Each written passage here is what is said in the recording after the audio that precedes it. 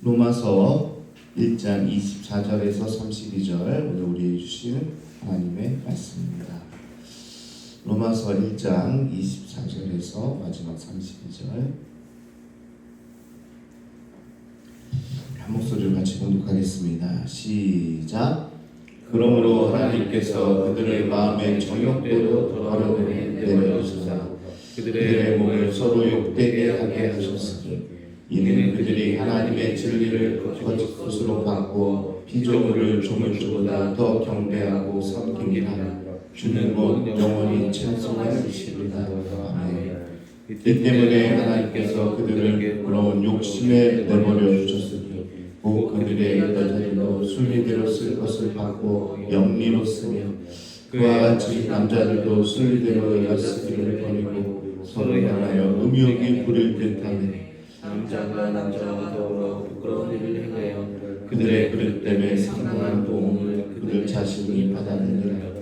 또한 그들이 마음에 하나님 되기를 시험하되 하나님께서 그들을 그 상실한 마음으로 내버려 두사 합당하지 못한 일을 하게 하셨으니 곧 모든 불의, 추악, 탐욕, 악의가 가득한 자여 시기, 살인, 분쟁, 사기, 악독이 가득한 자여 수근수근하는 자여 비방하는 자여 하나님께 미워하는 자여 능욕하는 자여 교만하는 자여 자랑하는 자여 악을 도모하는 자여 부모를 거역하는 자여 우매한 자여 애약하는 자여 부정한 자여 무자비한 자들아 그들이 이같이 일을 행하는 자는 사형에 해당한다고 하나님께서 정하심을 알고도 자기들만 행할 뿐 아니라 또한 그런 일을 행하는 자들을 옳다 하느니라.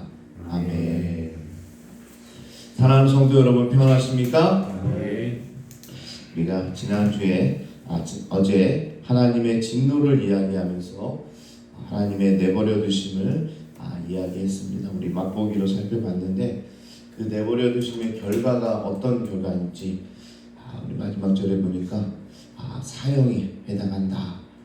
그런데 이들은 그 일을 저질러 놓고도 내가 옳다 이렇게 이야기하고 있습니다. 그래서 내버려 두는 것이 어떤 결과를 초래하는지 우리가 한번 구체적으로 살펴보려고 합니다. 내버려 둔다라는 것을 3번에 걸쳐서 이야기하고 있는데요. 3번 그러면요 실수로 얘기한 게 아닙니다. 이것을 아주 강조해서 바울이 이야기하고 싶은 거죠. 얼마나 이게 무서운 일인지 우리 가슴에 못을 박으려고 3번에 걸쳐서 이야기합니다. 자, 한번 하나씩 우리 살펴보려고 합니다. 첫 번째 24절에 나오는데요. 하나님께서 그들을 마음의 정욕대로 더러움에 내버려 두사 이렇게 되어 있습니다. 정욕대로 더러움에 내버려 둔다. 그 자리에 하나님이 없는 겁니다. 그리고 그 하나님의 자리에 자기의 욕망을 넣는 거예요. 하나님의 어제 말씀드렸죠. 하나님의 빈 공간이 그냥 비어있지 않고 항상 뭐가 채워져요? 자기의 욕망이 들어가게 되는 거죠. 그러니까 우상 숭배를 하게 되는데 그게 하나님이 내버려 두심의 첫 번째 단계다라는 거죠. 처음에는요 그냥 이 정도쯤이야 이렇게 시작을 합니다. 두 번째로는 하나님께서 그들을 부끄러운 욕심에 내버려 둔다. 자, 마음에서 시작한 이 욕심이 관계로 퍼져나가는 거죠. 부끄러움에도 불구하고 이 죄를 저지르니까 하나님께서 그냥 내버려 두기 시작하는 거죠. 그러면서 창조 질서가 무너지기 시작합니다. 세 번째로는 하나님께서 그들을 그 상실한 마음에도 내버려 두사 이렇게 표현하고 있는데요. 상실한 마음이라는 말은 판단력 자체가 고장난 상태를 의미합니다.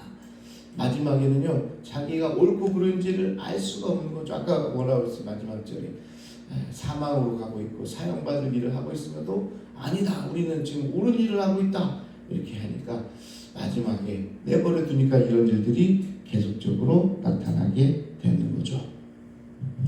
자, 그래서 마지막 단계는 판단력 자체가 고장난 상태. 자, 보세요. 처음에는 이 정도는 괜찮아 라고 시작했다가 멈출 수 없게 되고 육체적인 것에서 정신적인 것 그리고 마지막에는 잘못인지도 모르고 죄를 짓는 단계로 가게 되는 거죠. 이게 점증법으로 쓰여 있습니다. 시편 1편에서도 그러죠. 악인들은 사람들에게 살짝 넘어가기 시작합니다. 그러다가 어떻게 돼요? 죄인의 길에 서게 되고 마지막에는 스스로가 오만한 자리에 앉게 되는 거죠. 처음부터 죄인이 없어요, 여러분. 처음부터 이 사람은 죄인이었다가 아니라 살살살살 꼬시는 얘기에 이 정도는 괜찮겠지 하고 딱 발을 들여놓다가 그들과 함께 손잡고 가다가 그들 제쳐놓고 내가 착 스스로 자리 왕좌에 오르면서 오만해지는 게 바로 죄의 어떻게 보면 흐름이다라는 것입니다.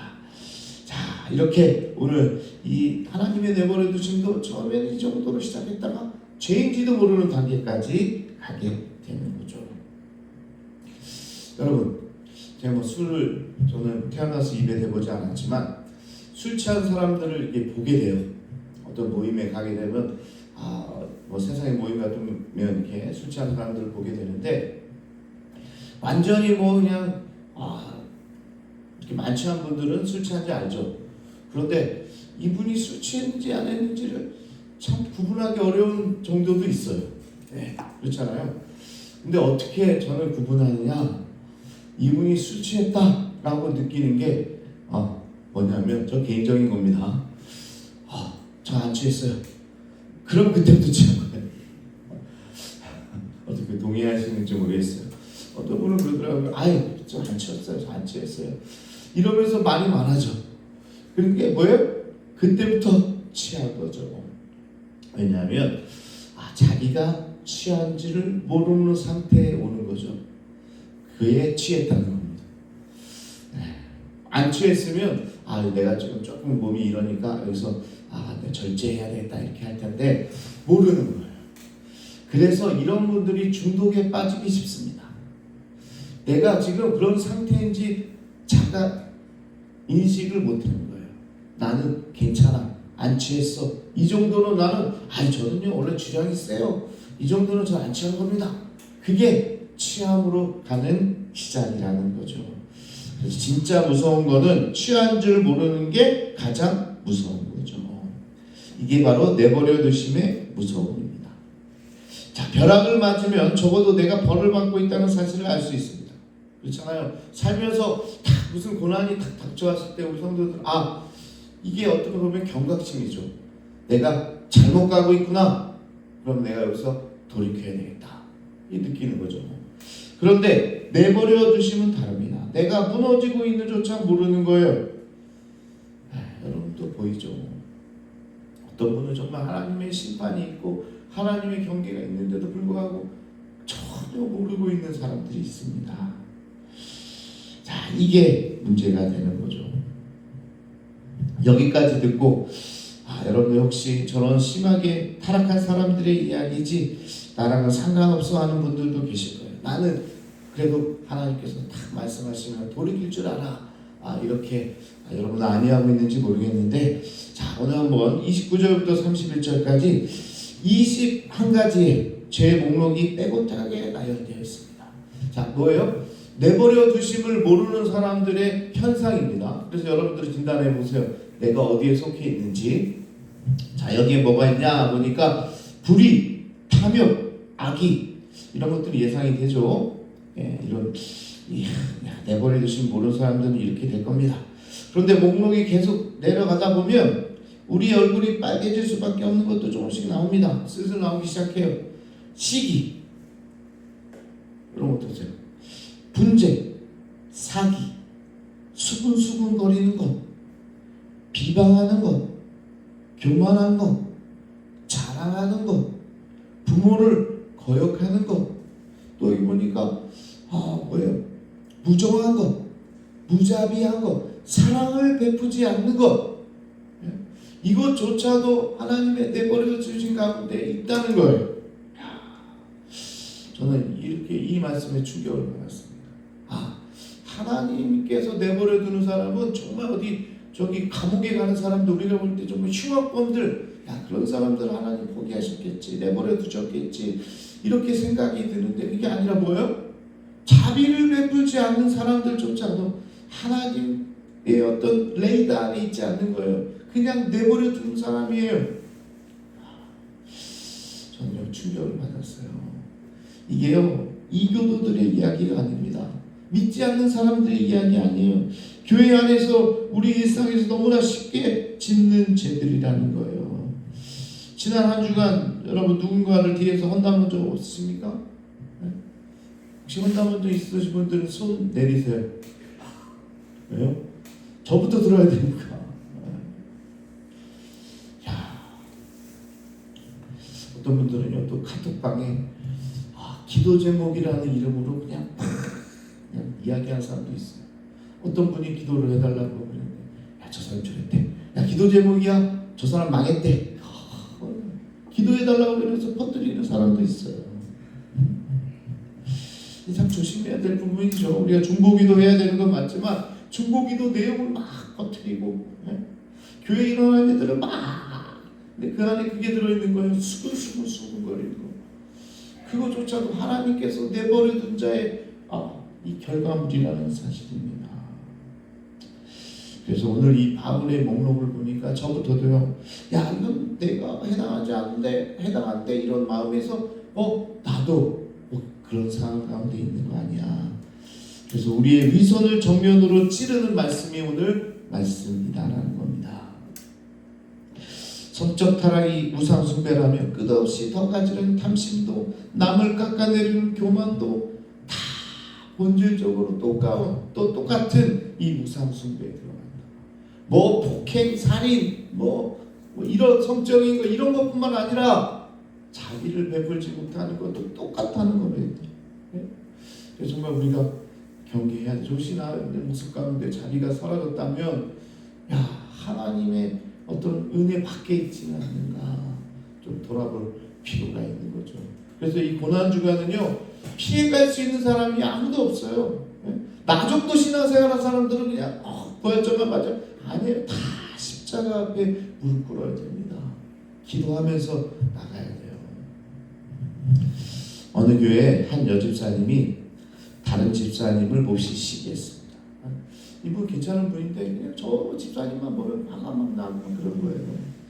그래서 온갖 나쁜 헛소문을 지어내서 교회에 퍼뜨렸어요.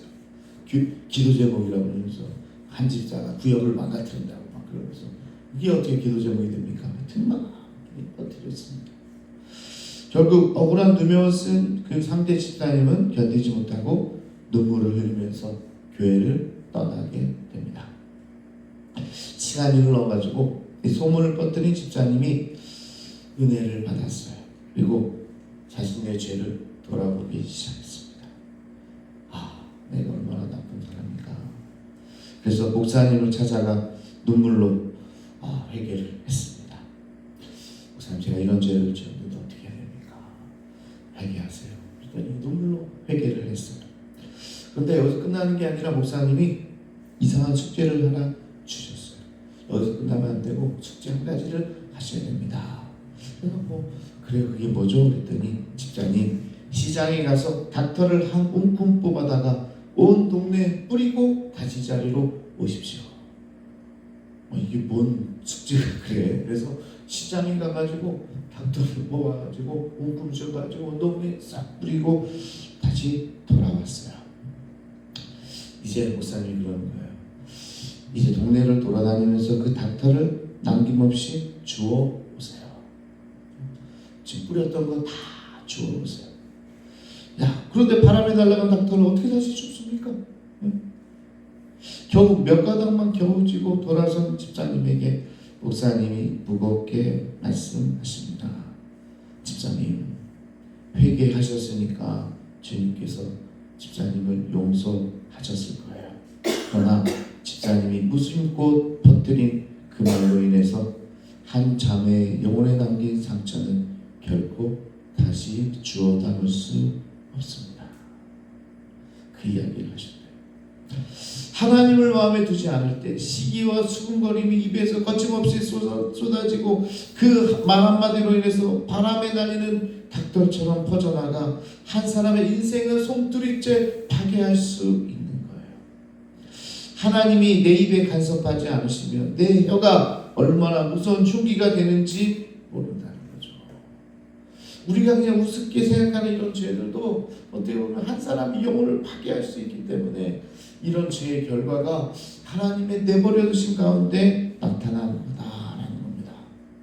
지금 혹시 누군가에 대해서 퍼뜨린 말이 떠오르시는 분들 계십니까? 아니면 누군가의 말 때문에 가슴에 닭털처럼 박힌 상처를 안고 살아가고 계십니까? 오늘 새벽에 그 모든 것을 십자가 앞에 내려놓으시기를 바랍니다. 십자가 앞을 통과해야 그 상처도 또 그 죄악도 다 물같이 사라지게 되는 거죠. 자, 그런데 여기서 끝이 아닙니다. 오늘의 핵심은 하나님이 제 욕망대로 우리를 내버려 두는 것이 심판이라면 반대로 우리가 곁길로 갈 때 양심의 찔림을 주시고 말씀으로 책망하시고 때로는 삶의 고난을 통해서라도 우리의 헛된 우상을 꺾어주는 것, 우리를 향한 하나님의 맹렬한 사랑이자 간섭하시는 은혜라는 사실입니다. 자, 오늘 이 말씀을 여러분 깨달아야 돼요. 내버려 두시면 이런 결과가 있으니까 큰일 났다. 여기서 끝나도 뭐 괜찮지만 더 중요한 말씀은 오히려 반대로 생각해야 되죠. 혹시 하나님께서 내 삶을 간섭하고 나에게 징계를 주시고 혹시 고난을 주시고 어려움을 주셔서 나를 깨닫게 해주신다면 그 자체가 은혜라는 사실입니다. 할렐루야. 그걸 이렇게 뭐라고 표현하냐면 간섭하시는 은혜다. 어떨 때 보통 애들이 부모가 뭐라고 그러면 부모도 잔소리하고 막 그렇잖아. 싫잖아 애들이요. 근데 어떻게 돌아보면 나중에 보면 어때요? 그때가 감사한 날이에요. 그때가 간섭해 주면 그게 은혜입니다. 여러분 목사님이요 자꾸 여기서 막 권면하고 만약에 충고한다면 그게 사랑하는 거예요. 사랑 안 하면요 알아서 하시라고 그래요. 이렇게 되는 거죠. 그래서 오늘 바울이 사실 반대로 이야기하는 거예요. 지금 내버려두면 이런 결과가 나온다. 그러나 여러분의 삶에 꼭 뭔가 안 돼서 실패했거나 고난이 찾아왔거나 질병이 찾아왔다면 그때 하나님이 나를 내버려 두지 않으셨어. 하나님이 나를 간섭하고 계셔. 하나님이 나를 돌아오도록 지금 붙잡아 주셔. 이렇게 느낄 수 있다면 그게 참 은혜의 길이다 라는 것입니다. 여러분 잠깐만 생각해 보세요. 이 새벽에 따뜻한 이불을 박차고 오늘 여기에 나오신 여러분, 비도 주룩주룩 내리니까 얼마나 가기 싫어요. 근데 여러분 여기까지 나오셨는데 왜 나오셨습니까? 뭔가 마음이 불편해서, 뭔가 채워지지 않아서, 그리고 고난주간인데 새벽기도 안 나오는 게 막 꺼리니까 그러니까 하나님 앞에 서고 싶어서 나온 거 아닙니까? 그런데 그 불편함이, 그 갈증이 바로 하나님이 여러분을 내버려 두지 않으셨다는 증거입니다. 현장에 참여하거나 또 여러 가지 사정으로 지금 영상을 보고 계신 분들은 이렇게 느끼시면 돼요. 하나님께서 나를 버리지 않으셨구나. 간섭하고 계시구나. 내게 찔림을 주셔서 이걸 안 하면 뭔가 내가 자꾸 마음에 불편함이 있는 것조차 하나님의 간섭하시는 거예요. 그러니까 그럴 때 오히려 감사로 하나님께 영광 올려드리기를 바랍니다. 그래서 진짜 내버려주심 당한 사람은 마음이 편해요. 여러분도 느끼십니까? 지금 마음 편하게 신앙생활할 거예요. 왜? 하나님도 그냥 내버려 두셨으니까. 그러니까 내버려 두면요 마음대로 신앙생활할 수 있어요. 자기 혼자 기쁠 수 있어요. 근데 결말은 뭐예요? 정말 참담한 거죠. 그런 사람들은 양심의 가책도 없어요. 막 화를 내고 싸우고 막 사람들 앞에서 교회 안에서 싸워도요 부끄러움도 없어요. 하나님이 그립지도 않으니까 기도하러 나오지 않아도 아무런 불편함이 없어요.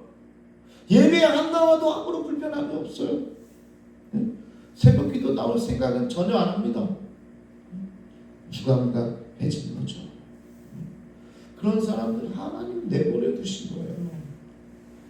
그런데 여러분의 마음이 뭔가로 인해서 찔리고 있다면, 말씀 앞에서 불편하시다면, 내 삶이 뭔가 잘못되고 있다는 것을 느끼신다면 그게 바로 하나님이 여러분의 손을 아직 놓지 않으셨다는 사랑의 신호입니다. 아이를 혼내는 부모는 아직 그 아이를 사랑하는 거예요. 혼내지도 않는 부모가 무서운 것처럼 말입니다. 자, 말씀을 정리합니다. 우리는 21가지 제목록 앞에서 단 한 명도 자유로울 수 없습니다. 그러나 역설적으로 바로 거기에 복음의 소망이 있다. 하나님이 나를 그냥 내버려 두셨다면 나는 지금 이 자리에 없는 거죠. 이 새벽에 하나님 앞에 나올 마음도 없었을 겁니다. 그러나 지금 하나님의 말씀을 듣고 찔리고 있다면 그것은 여전히 하나님께서 나를 사랑하고 있다는 증거다. 그러니까 이 시간을 지나가야 되는 거예요. 자, 고난주간이 그런 말입니다. 왜? 부활절로 딱 왔으면 좋은데 왜 고난을 주십니까? 십자가 없이는 부활이 없다. 이걸 기억하세요. 십자가의 고난 없이 그냥 나는 딱 부활에 참여하고 영광에 참여하고 아무 어려움 없이 딱 주님 앞에 서고 싶다? 그런 길은 없어요. 안타깝게 그런 길이 없어요. 다 십자가의 고난을 통과해야만 부활과 영광에 이르는 길이 도래하는 거예요. 예수님조차도 그렇게 그런 길을 가셨는데 우리가 어찌 그 길을 피해갈 수 있습니까? 그러니까 이 고난의 길이 왔다면 우리는 반대로 생각해야 되는 거죠. 하나님이 여전히 나를 붙들고 있구나. 나도 버텨야지. 그리고 십자가와 부활과 하나님의 영광까지 버텨낸다면 정말 천국의 백성으로서 하나님의 나라의 성도로서 그렇게 거룩하게 살아가는 겁니다. 자, 오늘 한번 같이 기도하겠습니다. 우리는 지금 고난의 길을 지금 가고 있어요. 고난 주간의 한복판에 있습니다. 혹시라도 그때 주님 나를 버리신 거 아닙니까? 나에게 이렇게 힘들게 하십니까? 이렇게 얘기하는 게 아니라 오늘 말씀을 들은 자들마다 하나님께서 여전히 나를 붙들고 계시는구나. 여전히 이런 일들 통해서 나에게 찔림을 주시는구나. 여러 가지를 통해서 나에게 부끄러움을 주시는구나. 그렇게 느끼고 있다면 여전히 주님의 품 안에 있고 간섭하신 은혜 가운데 있다는 사실이에요. 여러분, 오늘 이 말씀이 여러분의 말씀이 되기 원합니다. 여러분의 찔림을 주기 원합니다. 나는 괜찮아. 이 정도 신앙생활 하는데 누가 뭐라 그래. 저 집사가 문제야. 저 장로가 문제야. 그게 정말 하나님이 내버려둔 사람의 모습이라는 거죠. 그러니까 오늘 우리가 이 말씀 들은 대로 아버지 하나님, 우리에게 이런 잘못이 있음을 깨닫게 해주셔서 감사합니다. 이런 고난과 고통 가운데 있음에 오히려 감사를 드립니다. 주님이 나를 포기하지 않으셨군요. 내가 주님 앞으로 돌아가겠습니다. 이렇게 이 고난 주간을 보내는 여러분과 저가 되기를 원합니다. 그렇게 고백하면서 우리 주여 한번 부르시고 통성으로 함께 기도하겠습니다. 주여